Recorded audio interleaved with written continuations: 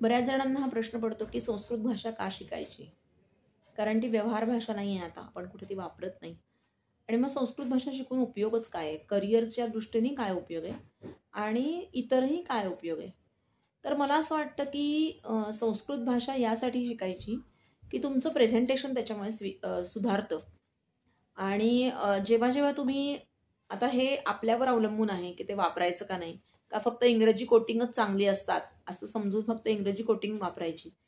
पण संस्कृतमध्ये प्रत्येक विषयानुरूप श्लोक आहेत, सुभाषितं आहेत, काही सुवचनं आहेत आणि त्याचा प्रभाव समोरच्याच्या मनावर पडतोच.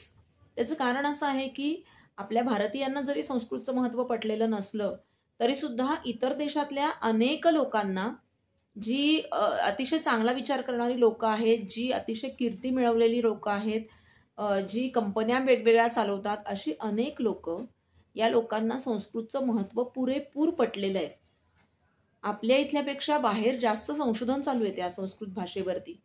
संस्कृत भाषेतल्या मंत्रांचा आणि श्लोकांचा आपल्या मेंदूशी किती संबंध आहे, त्याच्यावर किती परिणाम होतो आणि मेंदूंमधले जे आपण म्हणतो की जास्तीत जास्त सुरकुत्या असतील, तर तो जास्त विद्वान असतो माणूस.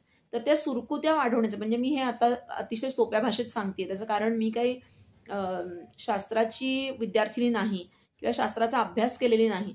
पण जी संशोधनं आहेत ती चालू आहेत आत्ता, की मेंदूचा आणि संस्कृत भाषेचा काय संबंध आहे? संगणकाचा आणि संस्कृत भाषेचा काय संबंध आहे? अर्थातच असं मी म्हणणार नाही, की संस्कृत भाषा आली की लगेच संगणकासाठी ती तुम्हाला वापरता येईल. संस्कृत भाषेबरोबरच संगणकाचं शास्त्रीय आणि तांत्रिक ज्ञान असणं हे अतिशय आवश्यक आहे. त्याच्याबद्दल काही वादच नाही. पण नुसती संस्कृत भाषा आली की तुम्हाला प्रोग्रामिंग येईल असं हे म्हणणं अगदीच हास्यास्पद आहे. पण संस्कृत भाषेचा आणि संगणकाचा काय संबंध आहे, याचं संशोधन चालू आहे. आणि मला असं वाटतं की आपल्या भारतीयांनी हे पुढाकार घेऊन केलं पाहिजे संशोधन, की खरोखरच संस्कृत भाषा ही संगणकासाठी उपयुक्त आहे. हे वर्षोनवर्ष आपण ऐकतोय. खरंच काय संबंध आहे या सगळ्याचा? का असं लोकं म्हणतात? आणि परदेशातली लोकं म्हणतात. आणि त्याच्यामुळे आपली ही नैतिक जबाबदारी आहे, की संस्कृत भाषा ही जर आपल्या देशाची भाषा आहे, तर आपण त्याचं संशोधन केलं पाहिजे. मेंदूचा आणि संस्कृत श्लोकांचा, सुभाषितांचा काय संबंध आहे, त्याचाही अभ्यास आपण आपल्या लेव्हलला केला पाहिजे.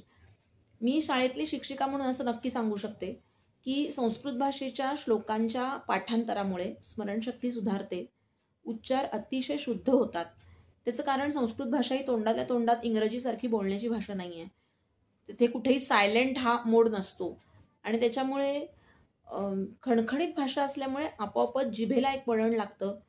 जे उच्चार दंतव्य आहेत, तालव्य आहेत, मूर्धन्य आहेत, ते जसेच्या तसे करण्याची सवय लागते आणि समोरच्याला आपला मुद्दा पटवून देण्यासाठी उच्चार स्पष्ट असले, तर मदतच होते आणि त्यासाठी संस्कृत भाषा शिकायची. म्हणजे त्याचं तत्त्वज्ञानाच्या दृष्टीने शिकू नका हवं तर तुम्ही, की तत्त्वज्ञान नका तुम्ही आत्ता लागू होत नाही ते. पण तुमचं उच्चार सुधारले, की आपोआपच तुमचं प्रेझेंटेशन सुधारणार आहे, समोरच्यावर प्रभाव पडणार आहे आणि यासाठी संस्कृत भाषा शिकायची असं मला वाटतं.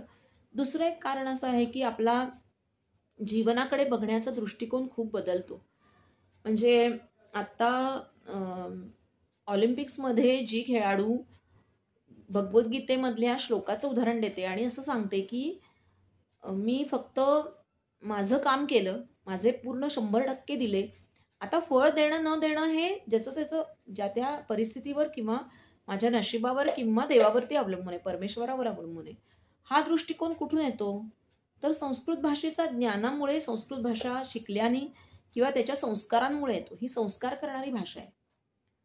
संस्कृत भाषा ही फक्त गुण मिळवून देणारी भाषा नाही, तर ती मनावरती संस्कार करणारी, विचारांमध्ये परिवर्तन करून देणारी भाषा आहे आणि म्हणून संस्कृत भाषा शिकायची.